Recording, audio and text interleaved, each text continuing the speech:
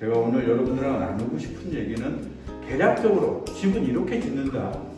이건 주택뿐만이 아니고 아파트도 마찬가지고 여러분들이 여기 상가, 전부경영주택, 상가, 학교 이런 것들도 대부분 다 마찬가지입니다. 건축은 시공은 비슷비슷해요.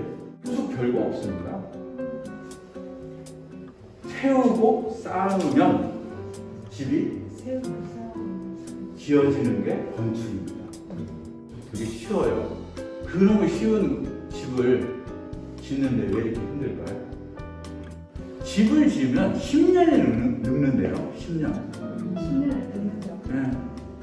그 10년이 늙는 이유가 이런 절차를 잘 모르고 그렇게 하다 보니까 여러분들한테 늘 불이익을 당해도 여러분들이 어디가 하소연할 길이 없는 거예요.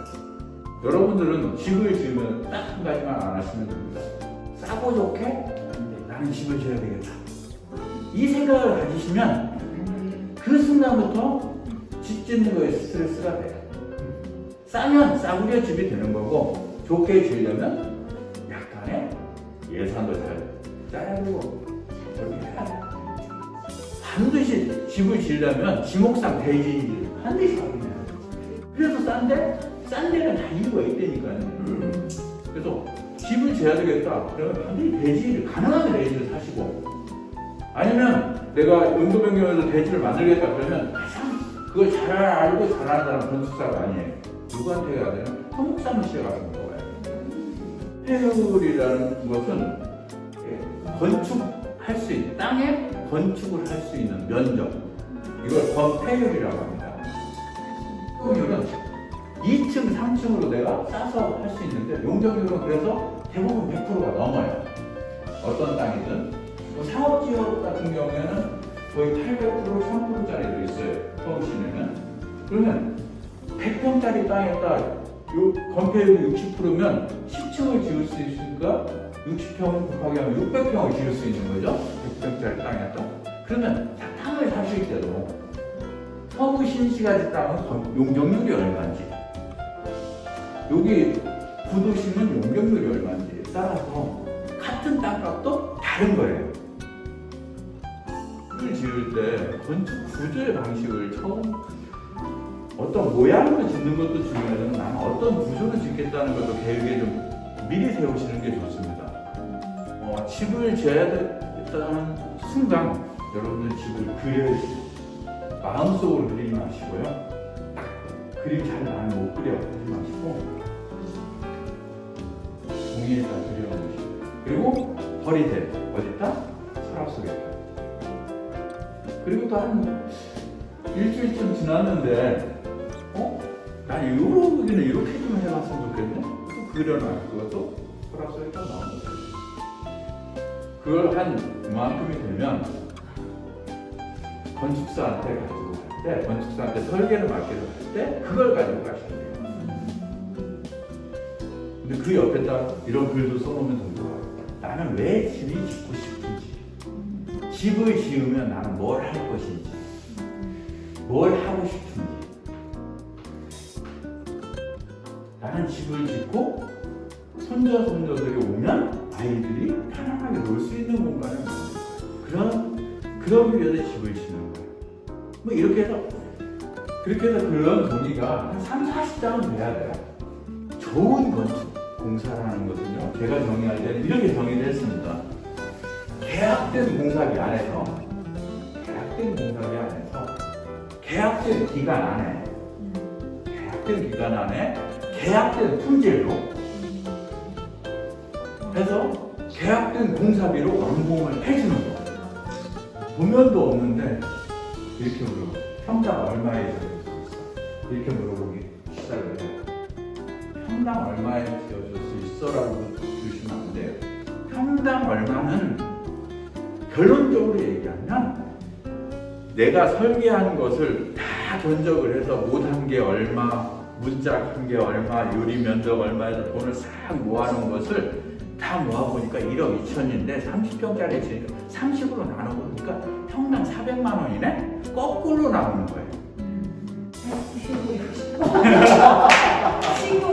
건축 예산을 할 때는 제일 먼저 땅값은 여기 빼고요. 네. 땅을 다 치고. 여러분 땅을 안 사고 집을 짓는 방법도 있어요. 가르쳐드릴까요? 네. 후에 사용승낙서를 받으면 돼요. 건축주가 예산을 짤 때는 반드시 설계비, 그 다음에 본체 공사비, 그 다음에 옵션 공사비, 그 다음에 부대 공사비라는 거, 그 다음에 일단 하나 상목들을 조금씩 보여드릴게요. 그 다음에 세금까지도 예산에 넣는 거예요. 공사 예산서까지 해주는 거예요. 공사 예산서.